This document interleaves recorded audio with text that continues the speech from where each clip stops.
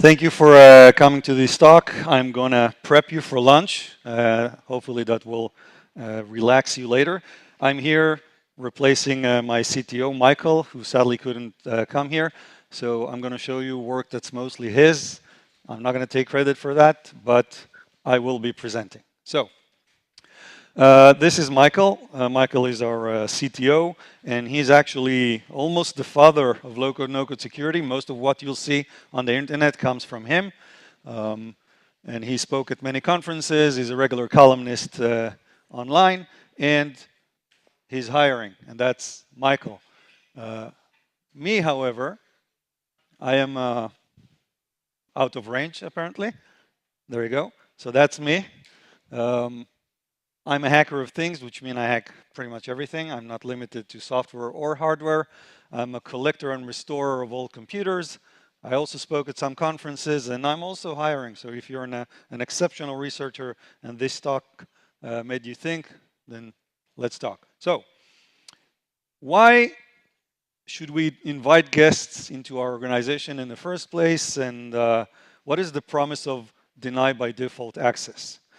Today, when you're a Microsoft shop, if you're a big Fortune 1000 company and you're working with a Microsoft infrastructure, there are a very limited number of ways with which you can share information with external factors, let's say a vendor or even a candidate, like if you want to send them a home assignment or something like that.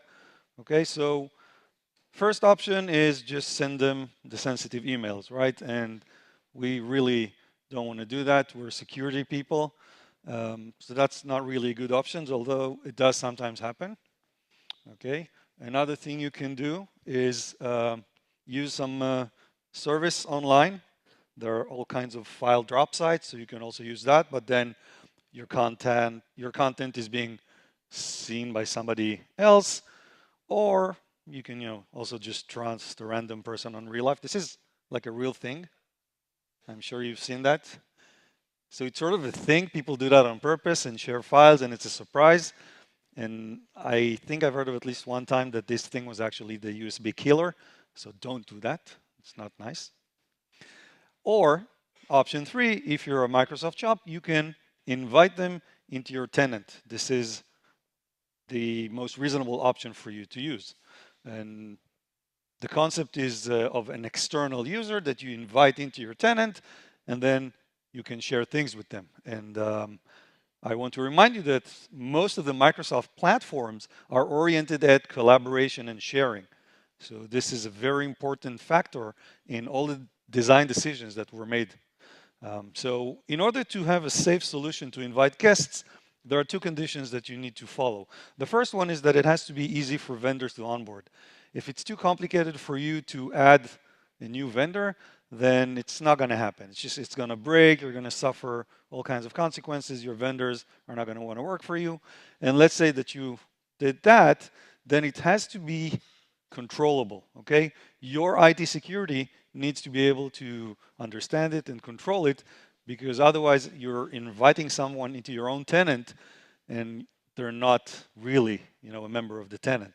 They're external, they're guests, right? So let's look at what we see. So it's super easy, okay, to get a guest account. What you see here, this online video, is of how you invite someone into your tenant. You just send them an invitation. That's it. That's all you do on the inviting side. So that's super easy. That's very good, okay? However, on the receiving side, you get the invitation, you can click it, you can go online, but a very talented researcher by the name of Dear Kian discovered that you can actually enumerate on invitations that the organization has sent and has not been used yet.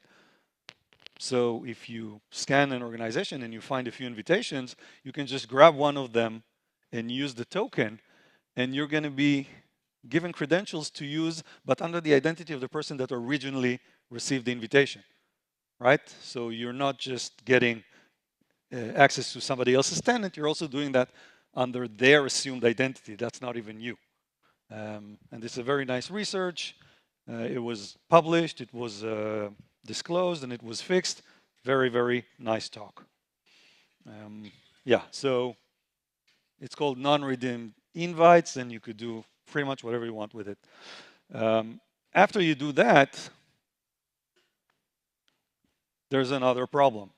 Okay, so you're a guest in the tenant, and now how do you control what you can do in the tenant? So this is a Microsoft shop, and there is a way that you can bring your other identities as a way of getting into the tenant. So in the middle, there is this whole ecosystem of services by Microsoft, which says, okay, I will trust this third-party IDP, identity provider, and once they say that you are, you say you are, and if that matches the invitation, then I'm going to let you in. And of course, once you have this entire system by Microsoft, then this is what the entire Microsoft tenant uses for access control. So as a benefit, you automatically get all the benefits of the Microsoft. You get the multi-factor authentication, the role-based access control, certificate authorities, anything you already have in Microsoft can be applied to you even if you identify through Google. And that is very nice. This sort of solves the problem. So you need guest access, you get the required security controls, and those require an AAD account, otherwise you can't do the enforcement because Microsoft's services work on top of the AAD, now called EntraID.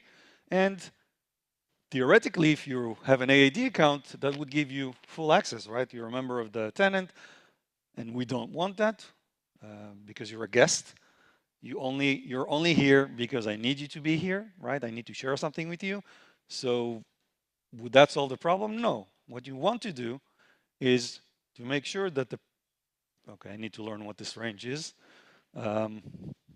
You need to do a policy where guests, by definition, can't see anything.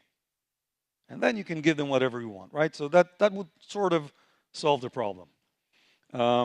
Now, allegedly, that's what's happening, okay?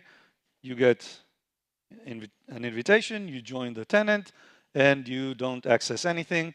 That should solve the problem. However, let's see what actually happens because as we all know, what you plan is one thing and what happens is another. So from now on, I want you to notice this area.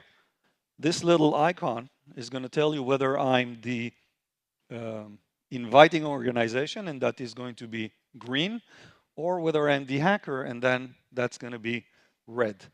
Okay, so this is the vendor, and the vendor would like to invite someone, and that would be me. I would be hacker5 at Pontoso.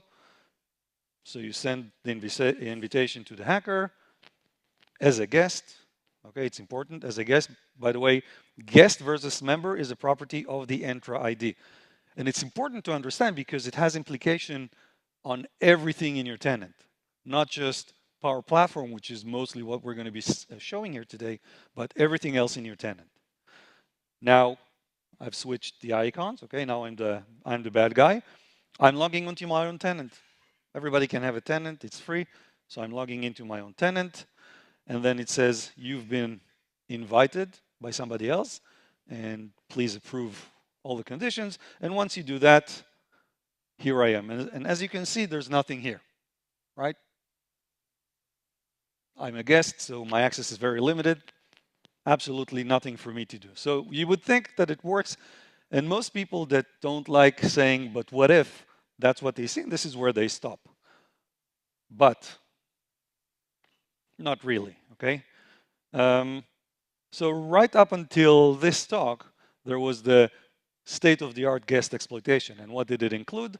Well, the first thing that you could do is you could do phishing via Teams. Now, Teams is also sort of a sharing and collaboration platform. And it turns out that any tenant member can send a Teams message to any other tenant member.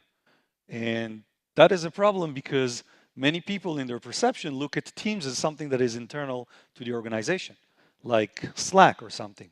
If you get a message on your Slack, which is logged onto your organization, you're automatically assuming that it is someone from the organization because you got a direct message. And you don't necessarily realize that it could have come from another tenant, right? And turned out that not only that, but through some bypass and some overlook of policies, you were able to send a file attachment, again, from the outside tenant to the victim tenant. And that should not happen, but it could happen. And that opened the door for phishing campaigns over Teams. And since the medium Teams is trusted, then we have what we call the trust by proxy. You trust Teams, so everything on Teams is trusted, and you don't even notice that it's an external message. And there's also a tool to do that. This, by the way, is from Microsoft's own blog, right? Which lets you phish by attachment from external users. And then you get this message, and how can you even tell it's from someone who's not in your organization? Because it looks exactly the same, right? Let me help you. Here, it says external, right? So if you miss that little tiny font, and on top of everything, it's not even in the content, right? It's on top. You didn't notice it was an external user. You got a file attachment. You clicked it, and you're done. Second thing, it turns out that guests are able to do recon on the tenant. Now, you shouldn't be allowed to do that. But, again, another tool and another talk, and you have AAD internals. And what you can do is you can enumerate on all the people that are guests, and you get a list. And then you can enumerate on the groups that they have access to.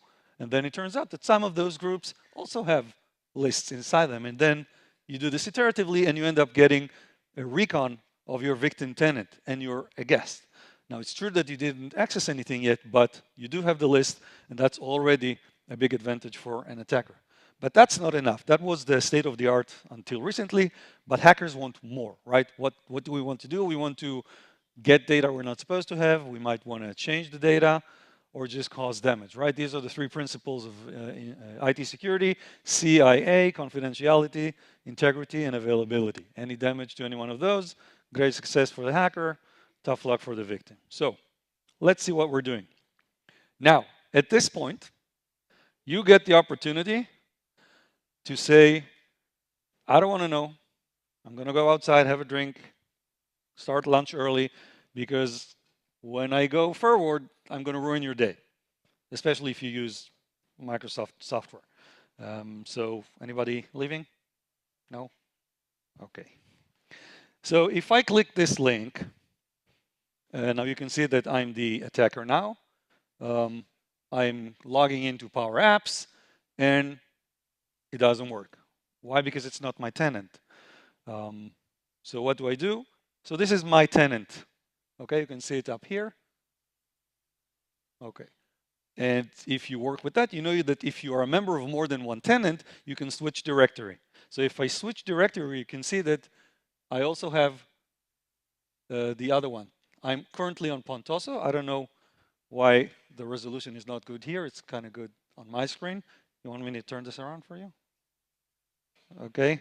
And I can switch directory to the Zenity demo. This says Zenity demo, right? And when you switch the tenant, once you're already logged in, then, whoa, all of a sudden, I have a list of things. And what are these things? If you look at the side, you will see that this is a list of connections. What do we have here? We have an Azure blob storage, Azure file storage, Azure queues, table storage, and 2 SQL servers.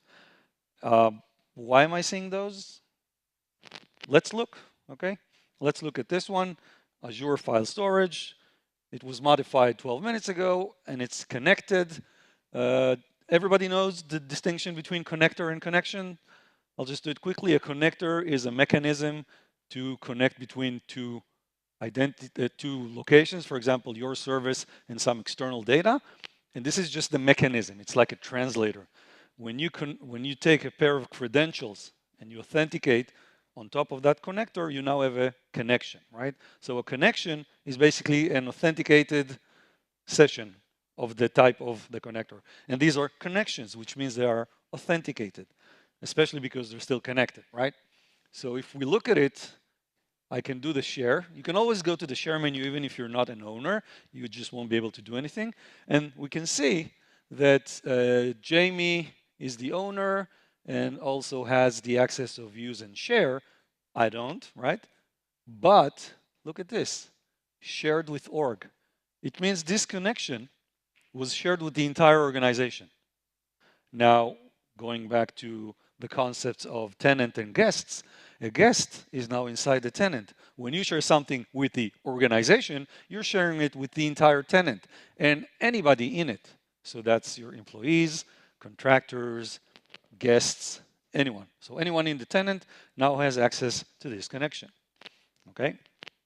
If we look at the details, so these are the details of the connection, we can also look at this tab that says apps using this connection. This is Jamie, by the way, the owner of the connection. Who is Jamie? Jamie is customer service representative. So it's nice to know. You can maybe connect that to the recon you did earlier, right? And why does this happen?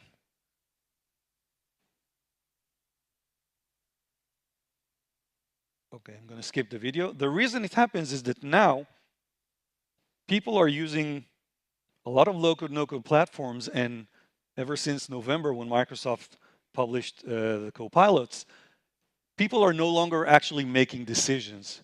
They use copilots and then they create a whole application on top of connections and other resources in like 5 minutes. And the decisions of what is shared to whom are being made by the automation platforms, by the copilots.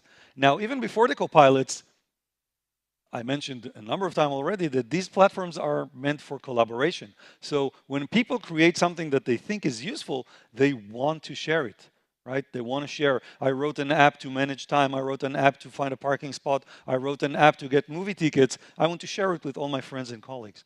So when you create something with a Copilot, if you're not paying attention and you're just clicking all the forward and doing all the defaults, you're going to end up creating something that is shared with the entire organization. Now, at this point, usually a lot of people say, okay, this sounds serious, but we don't have that problem. We didn't teach anybody to do low code, no code, so this is not really our problem. And the problem with that is that it's just not true. One of the things that we're saying is that the system administrators, the CISOs in organizations, don't realize and don't know the extent of the use of low code, no code.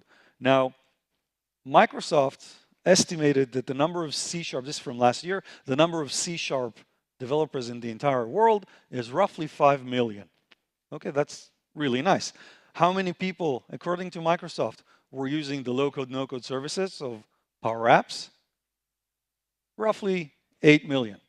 Now, how many resources are you familiar with that go to teaching and educating C# developers versus what we call the citizen developers, the regular people of your organization that just do what they're supposed to do? Almost none, right? Now, if you argue with this graph, and you can do that, then what I have here for you is the low-code, no-code adoption rate of just 4 of our customers. They're not named here, and it doesn't matter. But what I want you to see are not just the numbers, but the rate. Because when somebody all of a sudden succeeds in writing an application and they're not a developer, maybe they're an accountant, and it works, they get so excited, they tell their friends, and then this spreads exponentially. People create more resources, more connections, more applications, more automations, and this goes really fast, right? So these are real world graphs from 2 months ago. Now, how do we exploit that? Let's see. So this is the connection, right? And what I would want to do is look at the application that is using it. So apps using this connection, you can see there's an app called Customer Insights Azure. Now, let's try to execute that. I'm the bad guy, as you can see. And if I try to execute it, I get blocked. Why? It says here, you don't have the current plan to access this app, right? So, yeah, let me read that for you. It says, you don't have the correct plan to access this app. Ask your admin for one, or ask the admin at the organization in which you're a guest. Wait. You notice the distinction here. You can ask your admin or the one where you're a guest. But I have my own tenant, right? I am the admin in my tenant. So let's see how that goes. I'm going to Microsoft and I'm saying, hi, can I please have a license? And Microsoft is like, of course, why not? It's your tenant. Go ahead. And now you have it, right? So I can go back, and now I have the plan, so I can run the application. But now there's another problem. Now it says, it looks like this app isn't compliant with the latest data loss prevention policies. Uh-oh. So apparently Microsoft has DLP policies which prevent stuff from happening, right? It says they're the same. And the question is, what's going on here? So data loss prevention is supposed to be a service that lets you tag information and define what can go where and who is allowed to do what. And it turns out that in Microsoft, it's not exactly that. So if I were to create a new DLP policy, okay, let's say find social security numbers, then what I will do is I will get to choose the connectors, and in Microsoft Power Platform, every data has a connector to it. And this includes internal Microsoft services like Office 365, but also pretty much anything else outside. I don't know if you see the number, but there are over 1,000 connectors. So any sort of data that you're aware of has a connector, and you can even develop your own. It's called a custom connector, but let's put that aside. So here, I can say, okay, I want to block SharePoint, but there's a problem. One or more of the selected connectors cannot be blocked. Is it blockable? No. So wait, what's going on here? So here's the thing. If you also notice, it says SharePoint, but it doesn't say whose SharePoint, whose credentials, which site. It's just saying SharePoint. This is actually not associated to a user. So this is generic. And you can also tell that by understanding this is a connector, okay? So I'm reminding you that a connector is just a mechanism, and without the association with an authentication, it doesn't mean anything. So this is talking about the connector, and you're not allowed to block the connector SharePoint. So how is the DLP even working? Well, turns out that it doesn't really. One of the things that we like doing is finding problems in the DLP. These have all been published. They're all on our blogs. And to make a long story short, the DLP is not really DLP. What it actually is sort of an access control list on applications and automations. They somehow forgot the connections. And this means that I couldn't execute the application because it was in the DLP. But the connection, what is the connection? The connection is a SQL server. Okay, now if the good guy tries to execute the app, then they have to permit Power Apps to use their identification together with the connection and with the connector and establish a connection, right? So once you do that, then you can access the application. This is the application. That's what it looks like. Specifically, this was built to work on a mobile phone, but you can also run it on your laptop. Doesn't matter. Okay, so you can see there's a database here, and these are a list of customers, and everything is working well. Okay, that's a specific customer. This is all, by the way, ChatGPT generated, so don't worry, no PII is here. Now, if you look in the browser data behind the scenes, you will see all this information. You will see that there is an actual API call that brings that data. Now, because the application runs half in the backend server and half on my computer, the API calls that fetch the data originate in my browser. I can actually see them. And if you look at that, it looks like this, and it has a few components. This is the service that you're calling. This is actually the API hub that lets you work on top of Microsoft services. And this is the specific connection that I'm using. This is the connection ID. Again, not connector, connection. It's an authenticated connector. It is attached to a session and an identity. And this is the particular service that the connection gives me, right? Because if you have a connector to an SQL server, everything that the SQL server is able to do is being published as a service. And this is the actual, let's call it, payload of the command to get. Now here I'm getting data, but I could just as well delete data, change data, whatever. It doesn't matter. It's all on top of what you already have. That was just encoding. This is the exact same thing that you saw in the application earlier. Now, how does that work? When you work with the Azure API management and it asks you for your permission to use your credentials, what it does is it takes your credentials and it stores them in its own little secret place. Now, it doesn't share your credentials per se. No one else gets them. But the code that actually connects to the SQL server, that's not running on your computer. That's running in the back end of the API. So what happens here is that Microsoft takes your credentials, puts them aside, and then when you try to execute operations, it takes the credentials that you gave it, and it attaches them to the operation, and the end result is you, or as far as the backend is concerned, someone that looks like you and identifies as you is carrying out the operations. This makes sure that only the privileges that you have are being used. Okay, this makes a lot of sense. But you remember where this all started, right? We were sharing this. So if you're allowed to share an application or share a connection, and the connection is authenticated, then if somebody else is using that connection, unless they had to authenticate themselves, the connection is using the original credentials. So if I'm using this connection, as far as the backend is concerned, it's Jamie. It's not Hacker5. I didn't authenticate. So this is a big problem, right? So back in real life, we got blocked. And if you look inside, you will see that the reason we got blocked is because we didn't have the permissions, right? We talked about that. The DLP blocks applications. But when you run that in the browsers as a permitted user, right, not the hacker, the good guy, it actually works. And if you look at this information behind the scenes and you look at the API call, then you see that this is when you convert it into CURL, right? You can look at the network traffic in your browser developer tools, and you can convert that to a CURL command.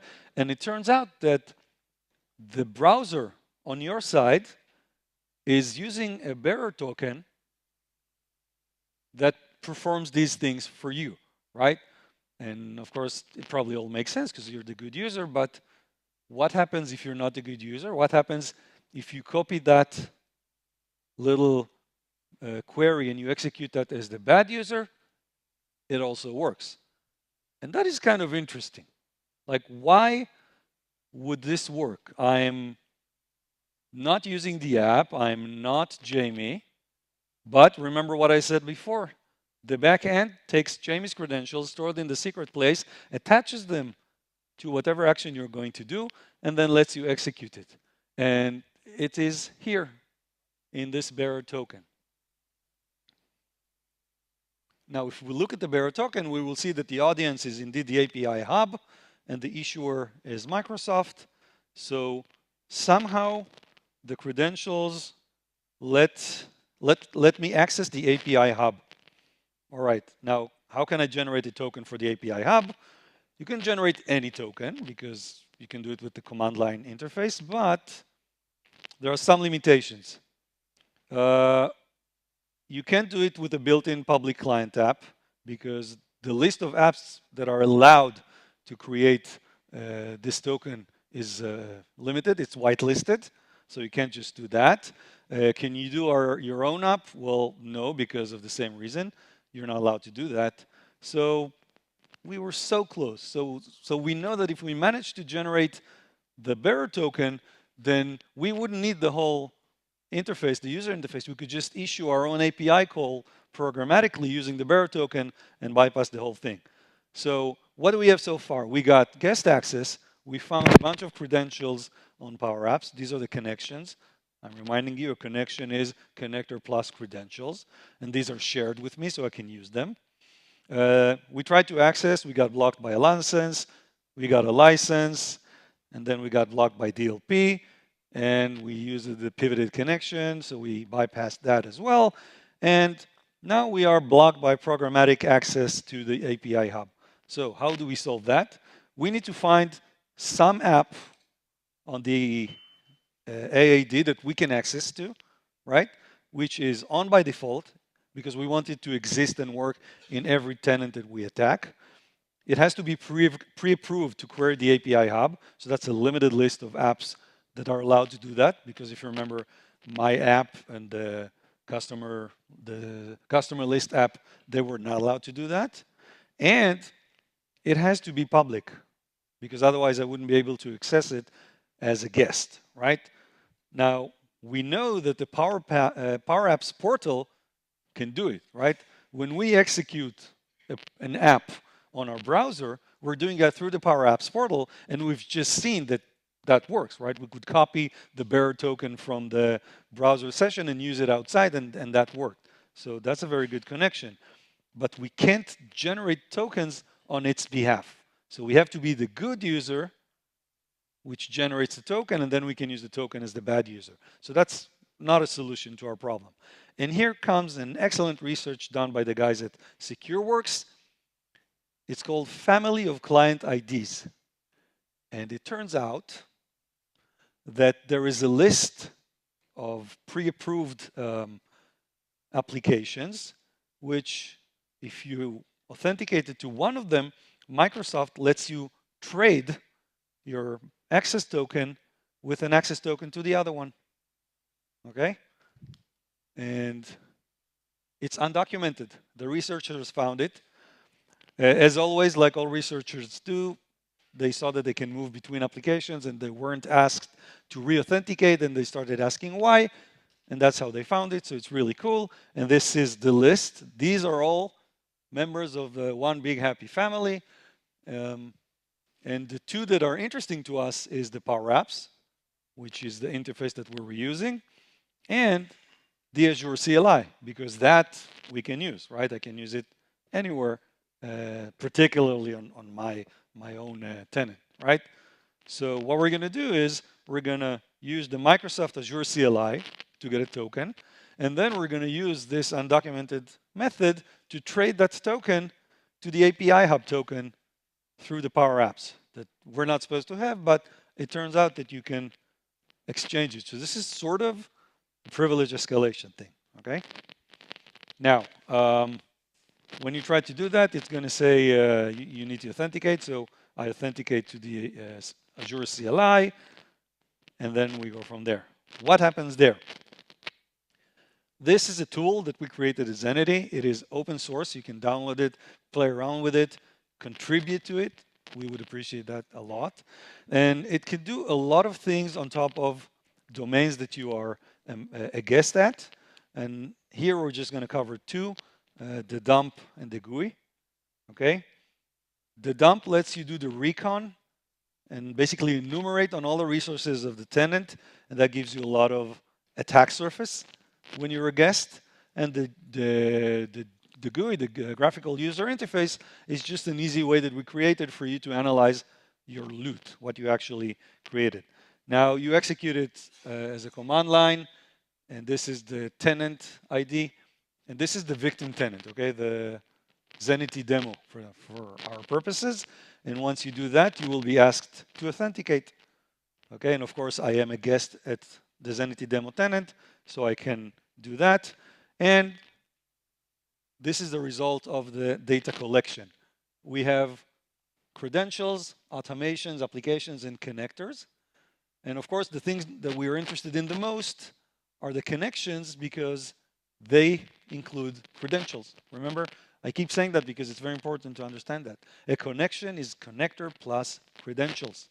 And these are the connections that we found. If you remember the list from the beginning, this is the exact same list that I saw when I first logged into the tenant. These are shared with the entire organization. This is why our tool was able to access them and download them. And you can see here that each one of them has an option of dumping. This is something we provide to you. So if you look at the SQL and you look at dump, you will get to the dump of the database. Our tool already did that for you. So there's a dump of all the values in that SQL database because there is an authenticated connection. There's a session, a live session with that database, and it is shared with us as guests, so we just used it, and we just read the whole database. Okay? And you can also use the playground. The playground lets you generate the Swagger, and you can pretty much do anything you want. So this is not just read.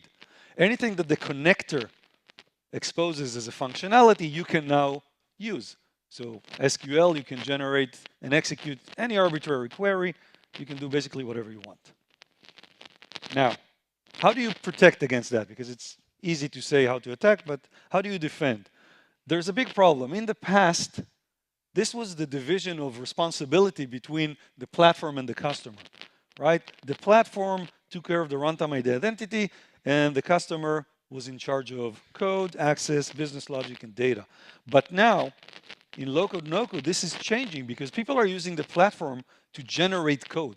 They're not aware of it. They don't really know, okay? Business users are, by definition, people who are not developers. They're not familiar with the secure development life cycles. They don't know the risks in development. They don't even know anything about cybersecurity.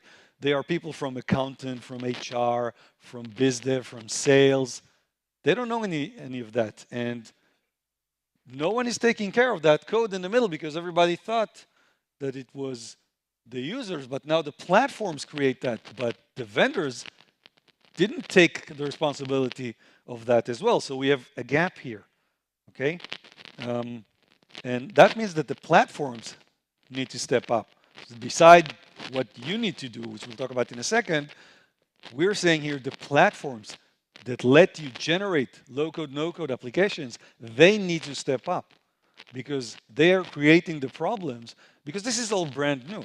Low-code, no-code and Power Platform, this is, I don't know, six years ago started. It's brand new. It's not like EDR where everybody knows the risks and it's all like a little bit more of the same. This is brand new and no one is completely aware, and Microsoft platform is built on top of many different layers, and it's just mess, okay? This is another research done by another company that showed by Tenable how they found a vulnerability that you can use across tenants. So that's even worse than just getting access to one tenant. And as long as you let business users build whatever they want, they're unaware of the choices. They just make all the easy choices. And what happens with that? Who's taking care of it? Who's supervising that? And the answer is no one, because CISOs are not familiar with that, and they don't even have the governance tools for that. Now, how do you do better? You need to build secure applications. How do you do that? First, don't overshare. That is the #1 problem with all the low-code, no-code platforms. Default sharing is either everybody in the organization or the entire world, or don't do that. You have to really be aware of what you're doing and use the OWASP low-code, no-code top 10 framework. It prioritizes the things that you need to be aware of. And if you're a now, I've been talking for 40 minutes. Did you hear anything? Okay. So it lets you prioritize and it gives you tools to understand the risks and deal with them. You need to harden your environment. Secure configurations. You have all the options. It's just that no one is aware of them or looking at them or setting them. And the last thing is application security. It's a discipline and it needs to exist in your apps as well.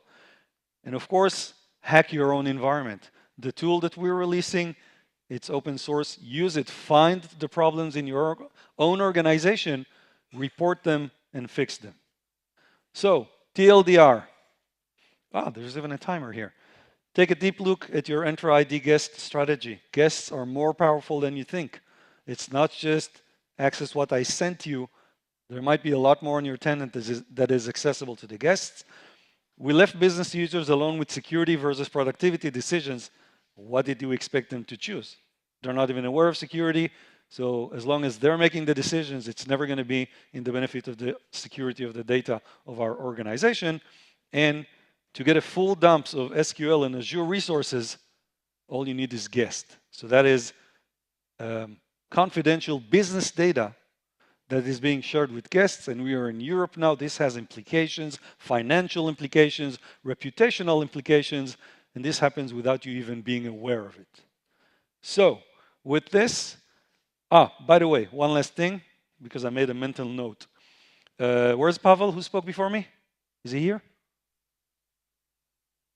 So Pavel, you mentioned in your talk that the way to stop the attack was to disable the account in the AAD that was infected.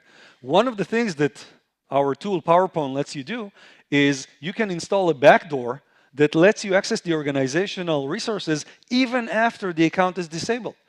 So if the attacker that Pavel was talking about had PowerPoint, they could have kept their access even after the original account that they infected was blocked. So please go play with PowerPoint. There's also another talk about that on the internet. Just Google PowerPoint. It's really nice. And thank you for bringing that up, Pavel. That was very good.